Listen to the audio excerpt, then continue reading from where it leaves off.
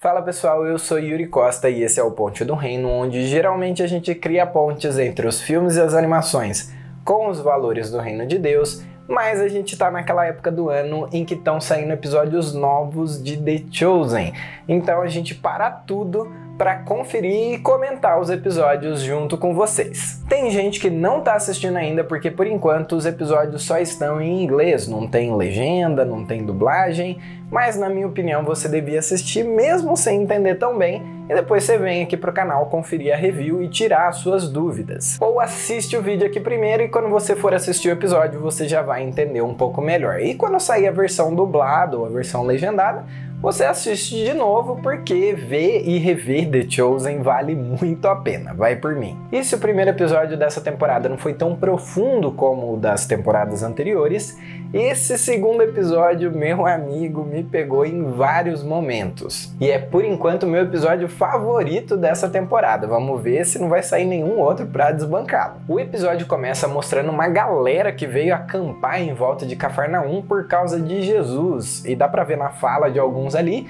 que eles têm a expectativa de que ele seja o Messias. Why did he not speak of overthrowing Rome? Mas como a gente já viu antes, o que eles esperavam do Messias é que ele ia ser um grande líder político, que ia destronar Roma, libertar Israel e dar para esse povo novamente todo o poder e a glória que eles já tiveram no passado. Só que a gente sabe que não é bem assim, né? E ainda no início desse episódio a gente vê o Mateus finalmente se reconciliando com a sua família numa cena super bonita em que ele pede perdão para os seus pais. E quando eu assisti essa cena eu não consegui evitar de pensar que muitas pessoas passando por uma situação parecida com essa diriam, tá, eu tava errado, mas você viu como ele me tratou também? Mas o Mateus não agiu assim, ele foi extremamente humilde, reconheceu os seus erros e pediu perdão sem esperar nada em troca dos pais, que no fim das contas o acolheram, se orgulharam dele e estavam admirados com as palavras de Jesus também. I shamed our family. I turned my back on our people. And I believe the choices I made were better for me and more important than my family and faith. That was selfish. Which is wrong. I didn't understand that then, but I do now, and I'm sorry. A gente também vê um pouquinho do Quintus que manda o Gaius aumentar as fronteiras da cidade para taxar os estrangeiros que estão acampando ali, e parece estar um tanto quanto desconfortável com a menção a Pilatos feita pelo Atticus. Ainda nesse plot também vale a pena mencionar que o Gaius parece estar perturbado com alguma coisa desde que ele ouviu o sermão de Jesus e ficou sem palavras, que é um segredo que ainda vai ser revelado. Será que ele vai ser o oficial romano cujo servo é curado por Jesus? Sabe, aquele que Jesus elogia a sua fé, que ele fala sobre a autoridade com Jesus, mandar a cura de longe e tudo mais? É só mais um palpite, um chute meu, que a gente vai ter que esperar um pouco mais da temporada para verificar. E olha, eu também tô achando bem interessante o personagem do Atticus, que tá cada vez mais curioso sobre Jesus e que tem uma cena muito legal com o Simão o Zelote, a quem todo mundo chama de Z nesse seriado. Mudando de arco, nesse episódio a gente também vê o desenrolar da história de Tomé com Ramá.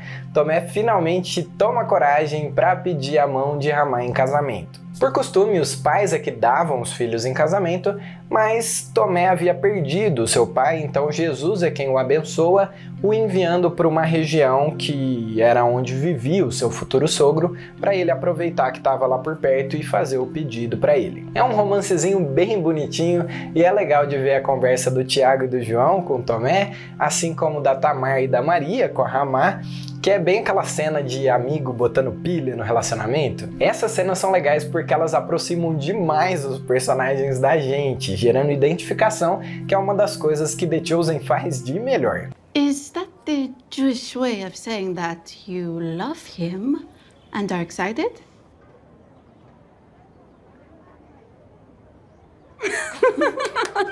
E brevemente eu também cito Pedro, que aliás só a gente chama de Pedro, porque na série ele é tratado como Simão até aqui, em que ele dá a entender para sua mulher que ele estava querendo ter filhos. Só que esse sonho parece um pouquinho mais distante quando Jesus comissiona os seus discípulos na cena que dá nome para esse episódio. E cara, essa cena é demais. Tá lá Jesus com os 12 na sala de Simão e ele os declara seus apóstolos, ou seja, os seus mensageiros. E os envia de 2 em 2, formando as duplas e mandando cada uma delas para uma região diferente de Israel, dando para eles autoridade para anunciar o reino de Deus, que o reino de Deus havia chegado, que ele estava ao alcance, e dando para eles autoridade para curar os enfermos e libertar os endemoniados. E também orientando eles sobre o que levar e o que não levar, onde ficar ou onde não ficar. Enfim, a gente já conhece o texto bíblico, mas é muito legal de ver a cena acontecendo ali de forma tão íntima dentro da casa de Simão, e principalmente ver a reação dos discípulos, que é maravilhosa. Eles ficam chocados e ansiosos com a tarefa, com os perigos, enfim, com a dependência que eles iam ter que ter de Deus para tudo. Can we get back to the part about healing the sick for 1 second? Ainda sobre essa conversa, eu acho que vale a pena ressaltar algumas coisas. Judas se torna o tesoureiro do grupo, o Zé fica sabendo que o Mateus era um cobrador de impostos,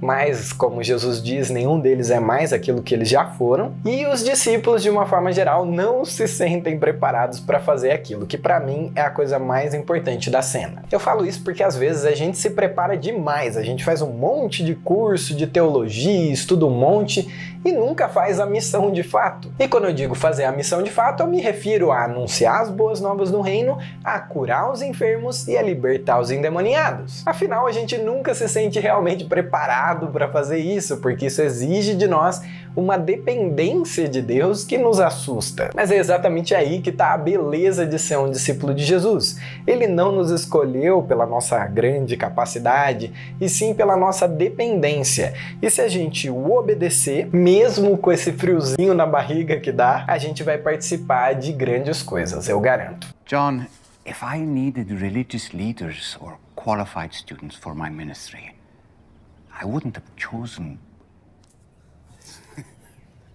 Well, you get the point. Só tem mais 2 cenas muito importantes pra gente tratar aqui, e claro que a primeira é a cena de Jesus falando com Tiaguinho sobre cura. Afinal, como ele ia ter autoridade para curar enfermos, sendo que ele mesmo era um enfermo? E a forma como Tiaguinho fala ali com Jesus é muito autêntica, por isso essa cena é tão incrível. Jesus faz alguns apontamentos nessa conversa, dando a entender que ele confiava a Tiaguinho que ele seria capaz de crer, obedecer e até curar enfermos, mesmo ele mesmo sendo enfermo e não sendo curado nessa vida, mas que ele seria curado sim, era apenas uma questão de tempo. E esse diálogo é muito rico. O Tiaguinho levanta ali algumas questões sobre identidade, se enxergando como um fardo, alguém aquém do restante do grupo, mas não é assim que Jesus o vê. E isso é muito lindo. But the others, they're so much more. So much more what? I don't know. Stronger? Better at this? James, I love you. But I don't want to hear that ever again. Enfim, é um assunto muito profundo e é apenas uma cena, né? Então não dá para aprofundar todas as nuances desse assunto, mas eu achei muito legal como eles equilibraram a balança. Porque geralmente quando um assunto é cura, ou se leva para o extremo de que Deus cura todo mundo e que se Deus não curar, a culpa é da pessoa que não teve fé o suficiente, ou então para o extremo de que Deus tem um plano para cada um, então pode ser que Ele queira que você seja doente pro resto da sua vida e ponto. Mas ali fica claro que Deus quer curar e Ele vai curar. É só uma questão de tempo e que isso não deve te impedir de continuar orando e curando outras pessoas. Veja, o ponto central desse episódio é sobre nós sermos enviados para representar Jesus. E esses 2 extremos, eles nos impedem de copiar Jesus. Se a gente afirma que Deus sempre cura, a gente coloca Ele numa caixinha. E quando isso não acontece, a gente culpa as pessoas, seja a pessoa que não recebeu a cura ou mesmo a pessoa que orou por ela. Isso nos leva a deixar de nos arriscar porque a gente não quer falhar. A gente vai se sentindo impotente, pensando... Talvez isso não seja para mim, eu não tenho esse dom, e aí a gente deixa de obedecer a ordem de Jesus da gente ir e curar os enfermos. Porém, o outro extremo também é perigoso, porque se a gente entende que Deus quer curar algumas pessoas, mas Ele não quer curar outras, a gente não tem coragem o suficiente de orar e curar enfermos, porque a gente não sabe se a gente está indo contra a vontade de Deus, e a gente não quer fazer isso. O engraçado é que a gente não ora porque a gente não sabe se era da vontade de Deus curar a pessoa, mas a gente manda ela para o hospital ou dá um remédio, alguma coisa para ela ser curada de uma outra forma, indo contra a vontade de Deus do mesmo jeito. Então, timidamente, a gente apenas ora pedindo para que a vontade de Deus seja feita. O problema é que a vontade de Deus, declarada na Bíblia, é que você ore e cure os enfermos, o que você não vai fazer. Então a vontade de Deus não vai ser feita. Resumidamente, nem todo mundo vai ser curado nessa vida, algumas pessoas só vão ser curadas quando o reino vier plenamente, mas nós não sabemos quem são essas pessoas, isso é um mistério para nós. And many are healed or not healed because the Father in heaven has a plan for them which may be a mystery.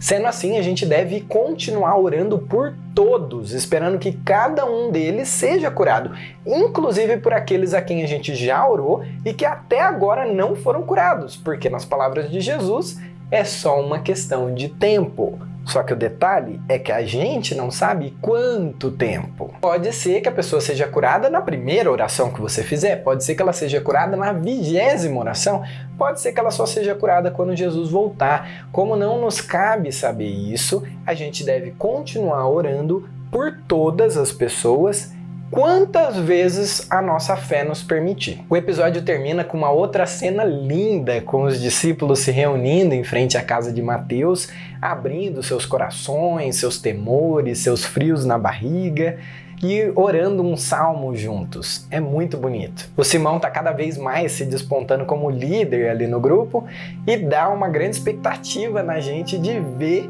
os discípulos saindo efetivamente e cumprindo essa missão de 2 em 2. Mas aparentemente a gente vai ter que aguardar até o episódio 4 para ver isso, porque no episódio 3 a gente vai ver a ida de Jesus para Nazaré, a sua cidade natal, visitar a sua família, que também parece ser um episódio bem interessante. Você tá na expectativa também? O que você achou de mais interessante nesse episódio aqui?